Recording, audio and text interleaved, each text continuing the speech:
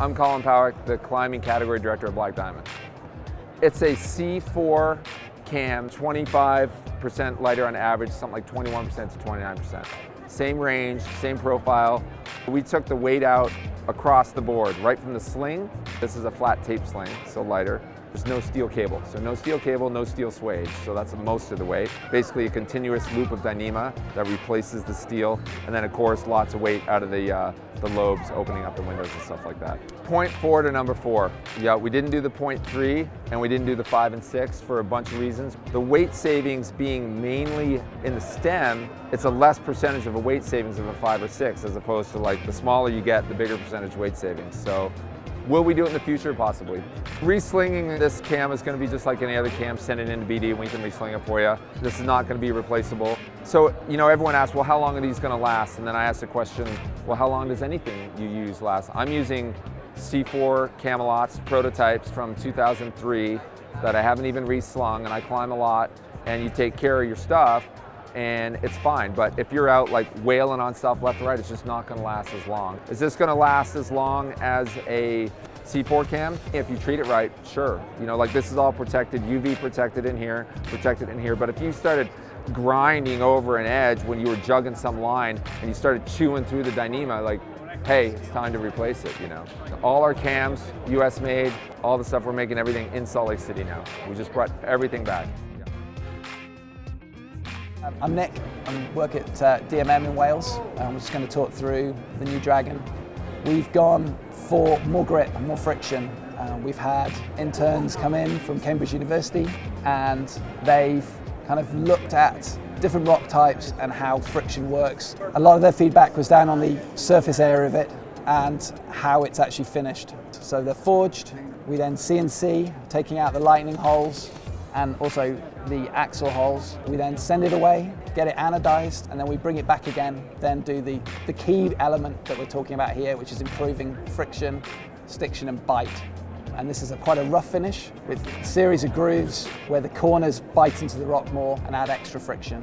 We've also expanded the lobes so that there's even more bite, there's more contact area.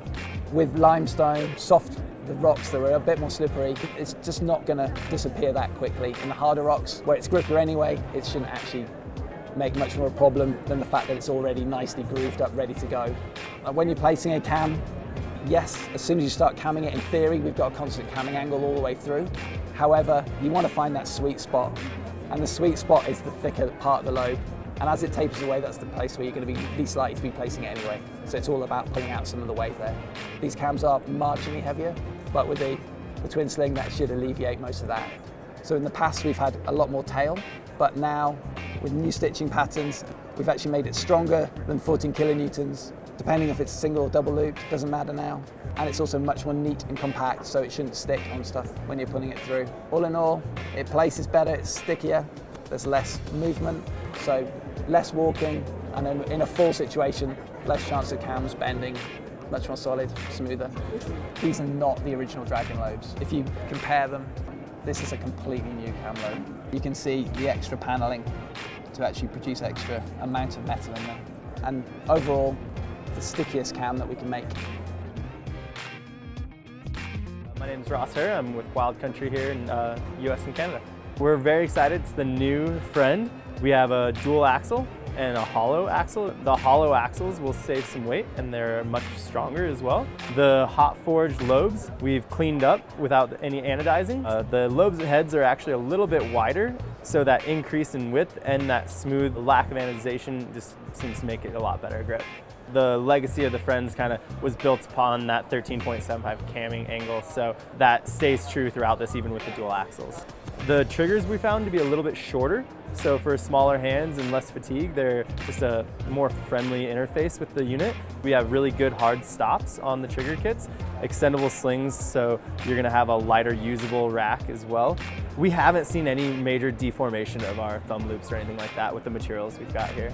It's been tested a bunch. It's definitely a very common question that we get, and a lot of it comes down to the materials that are in the thumb loop as well. And so using the right materials to prevent crimping is a huge piece of it. Our team has tested it thoroughly, and it's all about having an even catastrophic failure point throughout the whole unit, and getting that piece to match that. We haven't had any issues with these materials that we've sourced. Benchmarked with competitors, they are at the same or lighter, and then with the use of an extendable sling, you know, your usable weight is going to be much lower. The price range is from $64 to $89 from the 0.5 to the number 4. These will be ready for the spring. At the very latest, we're thinking May of 2016.